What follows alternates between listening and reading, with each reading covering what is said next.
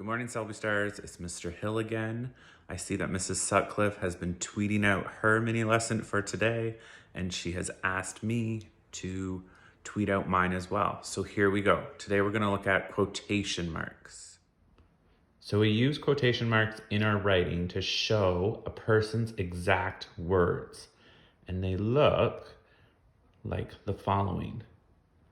I call them 66 and 99. Or Mario and Gretzky. Our first example says, my dad said, let's go outside. My dad is saying, let's go outside. So I'm going to put my quotation marks, 66 and 99, around what my dad is saying. I also need to remember to put a comma after said, because that tells me to pause and take a little breath. I could also change it around a bit and say, let's go outside, said my dad. Again, I have my 66 and 99 around what my dad is saying, or my quotation marks. I put my comma this time inside. All right, Selby Stars, now it's your turn. Where would you put the quotation marks in the following sentence? My brother said, I'm so hungry.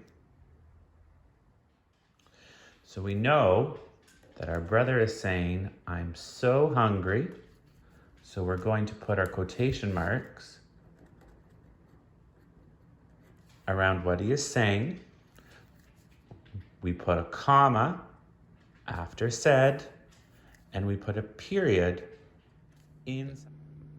All right, Selby Stars, where would we put the quotation marks in the following sentence? I jumped in a puddle, said my sister.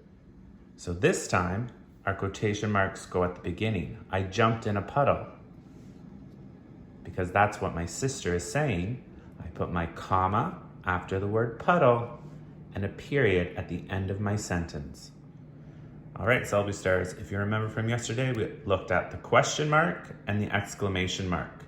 And we can also use those in our dialogue when we're using quotation marks. So our first example, my mom said, clean your room. I put my comma after the word said. I have my quotation marks around what my mom is saying, clean your room, and I have my exclamation mark trapped inside. All right, Stars, let's try this one out. Where would the quotation marks go in the following two sentences? What time is it? Said the student. So remember, quotation marks go around what our person is saying. In this case, what time is it? It's a question, and our period at the end. What about my mom yelled, it's a spider? So this time, mom's yelling, it's a spider. So we have our quotation marks around what she's saying, our exclamation mark because she's probably a little scared, and our comma after the word yelled. All right, Selby Stars, that's our mini lesson on using quotation marks in our writing. I know I would love to see any posts on Facebook or Twitter of you guys practicing using quotation marks at home. And thanks again to Mrs. Sutcliffe for the Daily Literacy Challenge shout out. Can't wait until tomorrow.